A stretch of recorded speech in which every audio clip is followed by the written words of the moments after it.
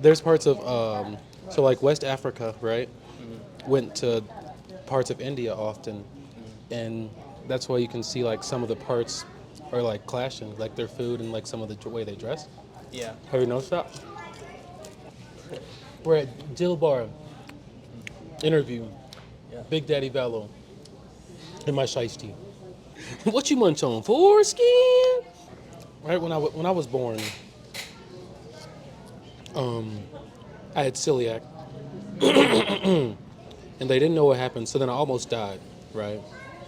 And my dad made music back in the day too. These things don't correlate, but but I was put here on this earth for a reason, and so I think my reason on this earth was to make music. So I started when did I start? In seventh grade, my teacher was like, if you do a Layers of the Earth video, no, actually I started in sixth grade. I performed for the whole school this song called I Like School in All the Subjects for like the whole sixth grade. And they were like, hey, everybody was laughing, but it was my first time in front of a big crowd. And I was like, if I can make a whole crowd,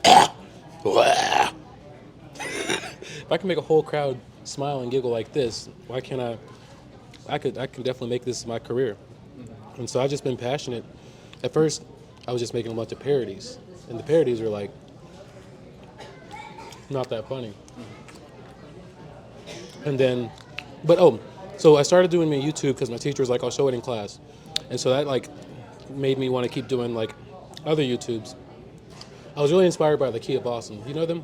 You ever heard of that? It was like back in the day. It was like a, anyway, this shit right here. But so yeah, started doing parodies, and I was like, this shit's not working. Let me do some original shit. So then I did some original. My first song, it was called "I'm Cool."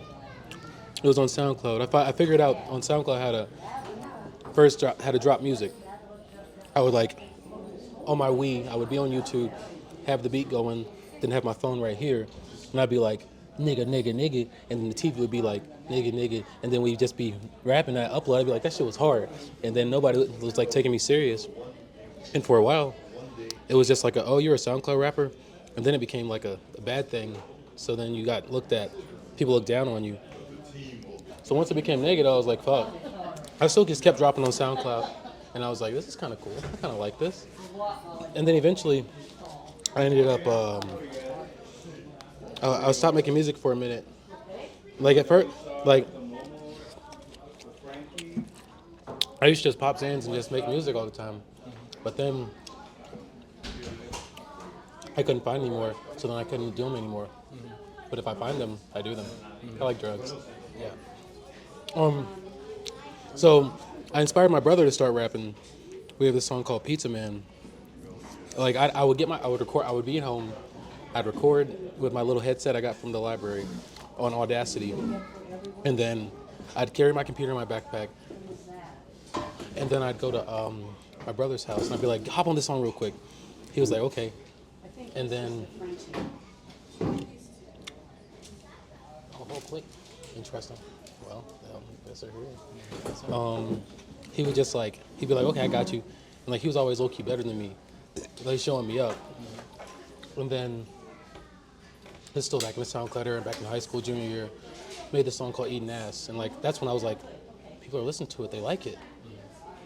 Talk about weird shit, people are gonna listen to it. So I've been eating ass ever since.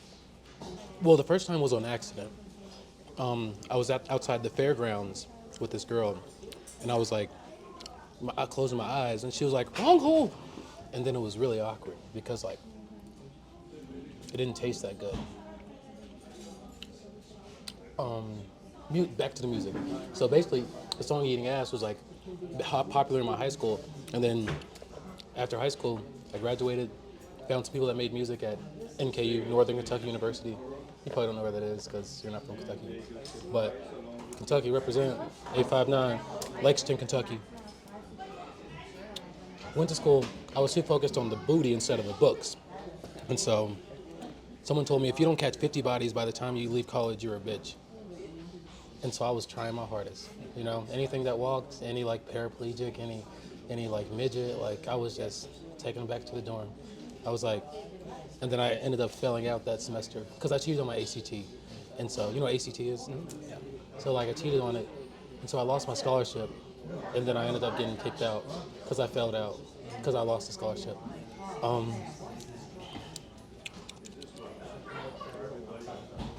Where are we going for that? Oh, I got kicked out, and then so I ended up. They said they couldn't they couldn't transfer they said I couldn't transfer to another school until I paid off the debt. So I was just like that was like probably 2018. I was able to focus on my career again. So I was like making songs every single day. I didn't have school, so I was just like jamming it out. So yeah, it's my brother's been a big key role in making music though. Like he really keeps me going, and I keep him going. Like we're really a good team. And does he make music still? Yeah, and also have this friend Colin I make music with. He's a white guy. Nice. Shout out Colin Castle, 10K, level 10. So I just click the first beat I see on YouTube, and then I'm like, now next one. Click it, then I'm like if I can think of something immediately for a beat, then that's the one. So keep going through, and I'm like, that's kind of sexy. Hold on, let me, So then I'll just talk about like, no one really wants to listen to deep metaphors all the time. So this is why I make party music, because when you're at a party, you're just trying to get lit and get bitches. I mean, women. So that's what I make. That's my target audience. People that want women and like to drink and do drugs. Are women in that target audience? Sometimes. When I'm respectful. Respectful. But like sometimes they're just for the dudes. But like if you've noticed, girls buy more merch than men. You have to really be like Kanye. People buy his merch because he's Kanye. But like girls really do more supported than the guys. So. Why do you think that is? I think girls idolize things more than dudes. Plus, like, we don't like wasting money on other dudes. That's gay. Met this new girl. She came back to the crib. Woke up. We were on acid. And then I woke up, and I thought she, like, poured water in my bed. But it wasn't water. It was really warm water. It was piss. And so I was like, you're going to have to clean that up. And she was like, what are you talking about? I was like, you see yellow? And then she was like, I didn't do that. I was like, how is it in front of me? Well, hold on. How is it on your pants? That's what I asked her. And she was like, I'm not going to clean it up. Then she left. Very sad. Years later, I started this group called Lex Millionaires. And it consists of me, my brother, and Colin. But I had a lot of allegations going around, and we had to disperse from that group. You did? Yeah. Gotcha. Yeah. Some allegations that were. So I cheated on this girl, and she started like spreading rumors that I was like doing things unnecessarily, like a girl saying no but still doing it. You know. It kind of like tarnished my like career, so I changed my whole name. That's why I go by VALLO. Also, VALLO comes from Montebello in Alabama. My cousin, like, it really goes out to mental health, like stands for like mental health. So my cousin jumped out a 4-story window at the school, and so like when you think of VALLO, when I think of VALLO, I think of him doing that and like thinking like he still survives because he's a big dude. When you're a big dude, you can survive falls out 4-story windows. You have more cushion. He was supposed to die, but he didn't die. So VALLO really represents persevering and getting through things, facing adversity. He's out here getting bitches done. There we go. At the end of the day, everything just comes back to getting bitches. For most guys. Yeah. A lot of guys. Unless their mom dies and they have to suck dick. Now tell me about like Kentucky. Like, do you think it's a good place to live, like music-wise? Like, It's very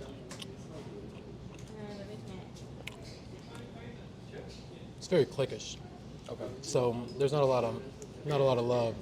So that's why I've been trying to put these shows together for the underdogs, you know. because I would throw these shows.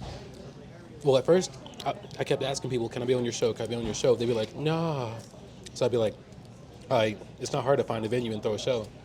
So I've done at least like 10 successful ones. I had one show where my brother was like trying to beat my ass. Yeah. I pissed him off like way too like it was at this pushing point.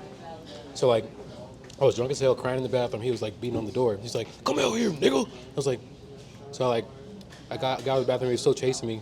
Then I like ran behind a trash can and slept. And then I came back and he was gone.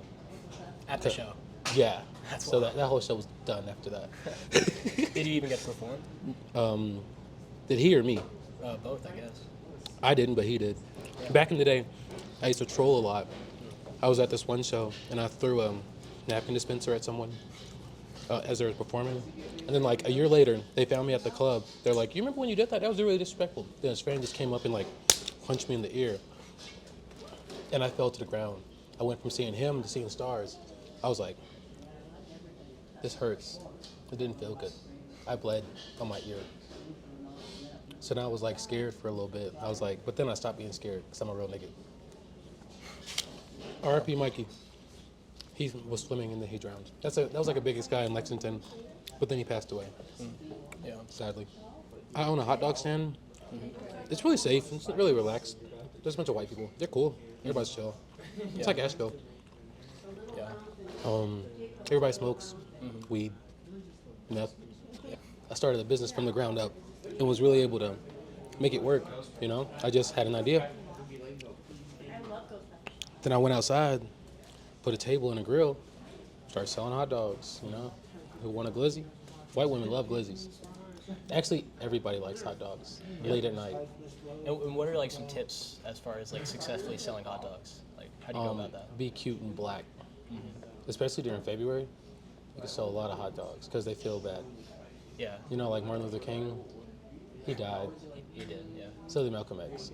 Yeah. I wanted to be like at first I was going to take the like revolutionary route and be like that guy, but like this generation's not for that. No one really cares.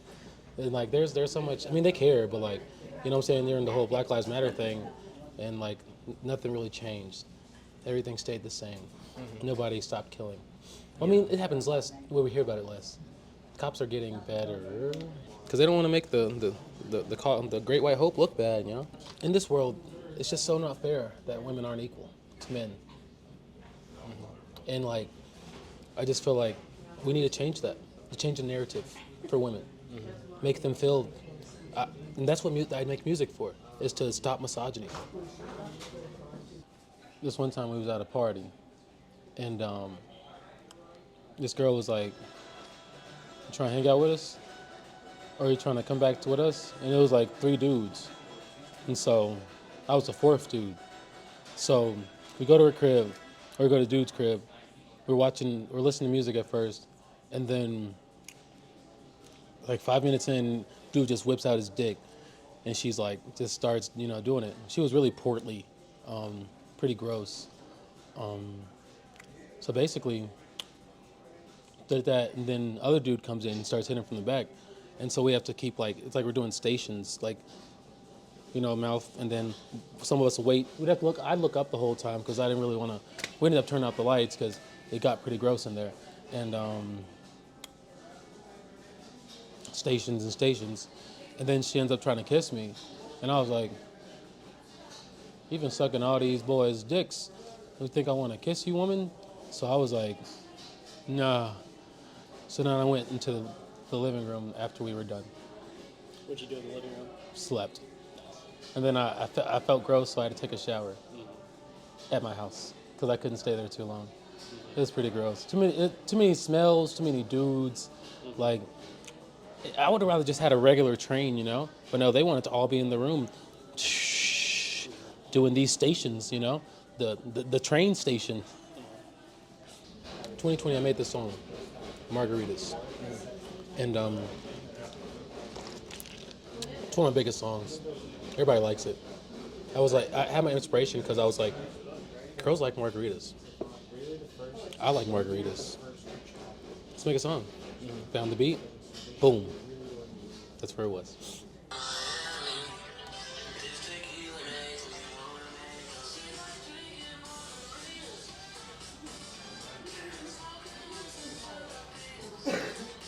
That's me. I see. So basically, a bunch of Russians send me beats on through my email. Russians? Russians. How'd you set that up? I do ads and I push them towards Russia, well I can't anymore because like the whole fight thing going on. Is that still going on? Yeah, they're fighting everywhere except America for now. Yeah. America's just funding it. Yeah. They want to see people fight and kill each other. Yeah.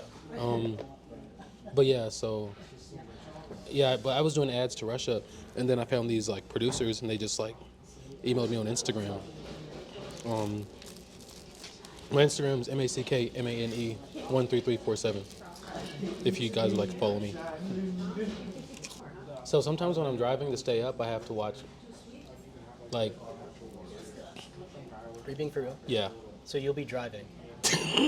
yeah, I just want to get this right. You'll be driving and you'll pull up porn. yeah, and then jerk it. You masturbate while driving. I did it on the way up here.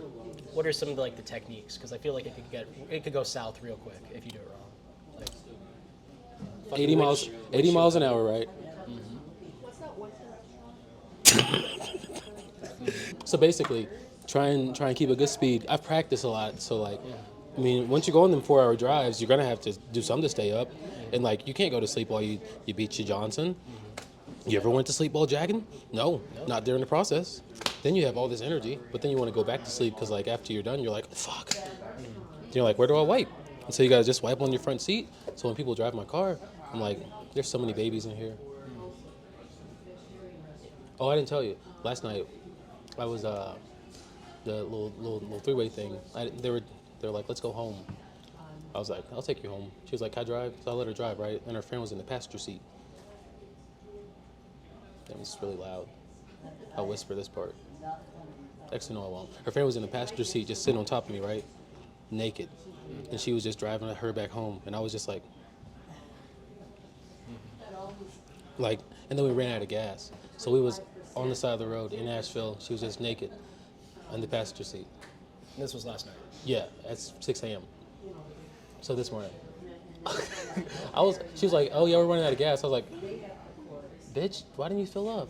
I was like, oh, it is my car, so that makes sense. So yeah, I was like, but I think GABA causes erectile dysfunction. You think so? Yeah, Yeah. never again. Fuck GABA. Don't drink it. So basically, then we ran out of gas. Then the girl driving called her ex, and he pulled up, and I gave him a gas can. Then he came back, and we filled the car up. And then we went to the gas station, took him home. Wait, so her ex came. Yeah. Wait. She called her ex. He woke up he was like, why are you calling me? And then he pulled up. He was like, you look like a mad mom the whole time.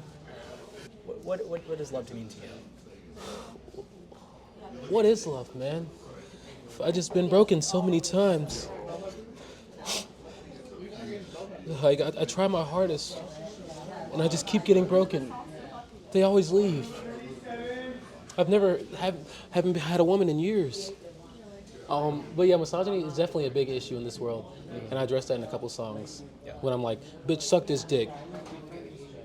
Next 5 years, I'm trying to go on tour. I'm trying to impregnate as many women as possible, because that's how you start your nation, is pregnancy, you know?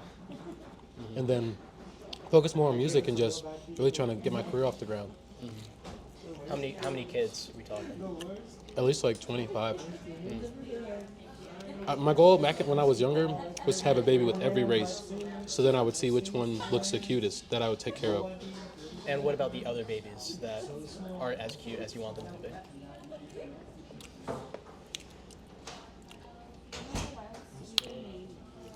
We don't know. Fuck them kids. But so yeah, that's the plan for the future. I actually have a tape coming out next Friday. Oh, nice. And it's called Port Boys. So after we really fuck with Taylor Port.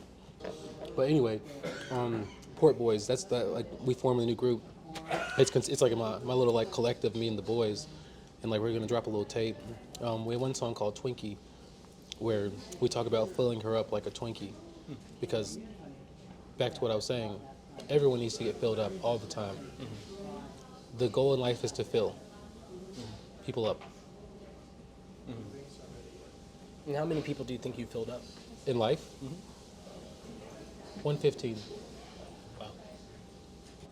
I ain't smoked weed since November, and being sober, I really had to deal with my emotions more. It's not fun. I miss weed a lot. I'd be tempted so often, but I get drug tested every week on the week. It's $30 every single time. I'm like, at this point, like I got pulled over DUI and shrooms, so for the bond release agreement, I have to get random drug tests. So since November 29th, I've been doing drug tests. So that's December,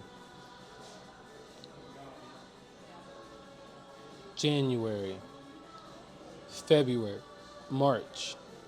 That's 4 months. It was really inconvenient. I spent 4 days in jail. Everybody was doing meth in there. I don't know how they were getting meth in jail. Yeah, people were geeking. And like, they turned off the lights at a certain time, but they'd still stay up because they were on fucking meth. And then I would just be like trying to sleep. And we were watching Sweet Home Alabama in there one time. And they were like, damn, she's so sexy. Then I was thinking, these niggas really don't, jail really changes you. Like, you think everything's sexy. I mean, this girl from Sweet Home Alabama was sexy. My family's all from Alabama. My mom loves that movie. But yeah, with the no drugs thing, I feel like it really helps my creativity, like not having drugs. I've been smoking rose petals lately. That's interesting. Rose petals are more, it's like a CBD effect. They're really calming. I just be, and it gives me the same sensation, but I don't gotta get high. I do want to get high, but I can't get high. And the court case is still pending, so I haven't even been able to, like, they're waiting for my blood test to come back so they can know what to charge me with, but they don't have anything to charge me with except the shrooms. So, What's your favorite drug of choice? Xans, Xans? and maybe Molly. I fuck with some Molly. I'd be like, not Coke though, because it gives you limp dick. Anything that gives you limp dick is not for me. Fuck some limp dick. Don't give her the gummy, bro. Don't give her the gummy. I was on Xans one time and I did this hit and run, and then like I woke up from a nap at 6 a.m. I hit this dude and I was like, oh fuck, I gotta go.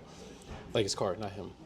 And I like sped off. Then he started chasing me, and then he pulled his gun out and was like, pull over. I was like, skirt, and I got on the highway. And then this cop pulled me over. He was like, hit and run. And I was like, I was just going home to take him to my mom. So that's basically what happened. Nice. I didn't go to jail. I went home, slept. Got my license suspended for like 2 years. It was really, I had to drive mopeds after that. What do I really want people to know about me? One day I'll be famous. And like say shit just don't work out. I make it work.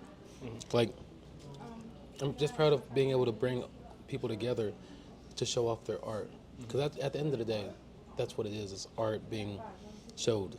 And and there's also hella artists that need to be showed, and they don't get a platform or anything. And I like being able to, like, throwing shows has been like really like what I really love doing. Because like people come, people are so like, they go from like, damn, then you have a show, they're like, and then I'm like, you feel good? I feel good. I'm making you feel good. Just making people feel good. And filling them up. People would give $1,000 to a dude they don't know for his merch, but to a dude he does know, he's like, why would I do that, bro? This shit's, shut up. And then you could be lifting up your whole community for them to get to where that dude is over there, instead of just giving it to that random famous dude. Give it to, go start local so you can go global and watch porn. I've also like tried my spot in like comedy and stuff. Oh, nice. Like I've been like writing some stand-up stuff. 'Cause my ex-stepdad was like, if you write one joke a day, you'll have 100 jokes. And I was like, yeah, but like I want to be a rapper. So if I put no, I want to be an artist. Because rappers, you know what I'm saying, that's not a thing. That's a thing, but like that's such a That's so corny, you know. Every time I say I make music, you know what they say? Oh, you rap? I don't look like a rapper. I still look like a random black dude who eats oatmeal on Tuesdays. His favorite song. Favorite song. Mm, that I made recently or that I have in my vault I ever made? Whatever you want. Okay, it's called Queen. So I'm like, girl, you are my sweetie pie, my little cream pie queen. I love you every night. I want to be by your side. Do you know what a cream pie is?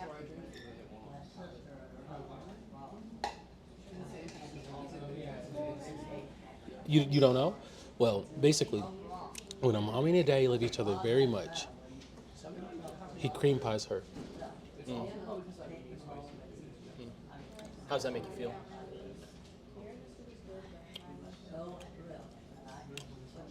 Really good. If I told you I made music, what kind of music would you think I made? You weren't supposed to? You've heard everything? Oh, fuck. I mean, we are in a public But restaurant. I just thought they weren't listening. I thought we were pretty quiet.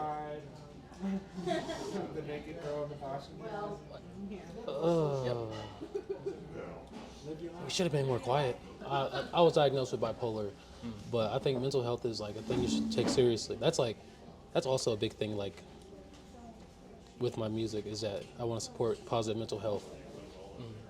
For sure. Because like without good mental health, you're dead. You know. Because you want to like that's not fun. I'm a psychology major. I go to EKU. I want to do art therapy for kids K through 5 because I care about the children. Junior, right? Junior, I graduate 3 semesters, and then I'm gonna be out there. Then I gotta go get my master's. So much work, too much work. Yeah. I just want to fill her up because when I went to school first semester, I ended up doing a bunch of coke, and then I went to the mental hospital because it made me manic. Okay. And so I stopped doing coke. Yeah. I was in the hospital for at least like a good month. It was boring. I've only been like 3 times. Mental illness is serious. That's why I like psychology. I'm really learning like why. We were watching this thing about OCD, and this dude has to count to 12 or he feels his whole family's gonna die. That's such a waste of time. 12 times. He'll stop. 1, 2, 3, 4, 5, 6. That's so inconvenient. That's so long. So okay. I've like upgraded from BBWs to M midget. So basically I was hanging out with this midget and she like served me breakfast one day and she was like, "You want some ice?" And I was like, "Ice?" She's like, "I got orange juice for you. You want some ice too?" I was like, "I don't like ice and orange juice." She's like, "I'm not talking about that kind of ice." She was talking about meth. She was doing meth. It's pretty gross. I've never seen a midget on meth, but she was really talkative. All the niggas with the gummy, stay bricked up, please. Pause.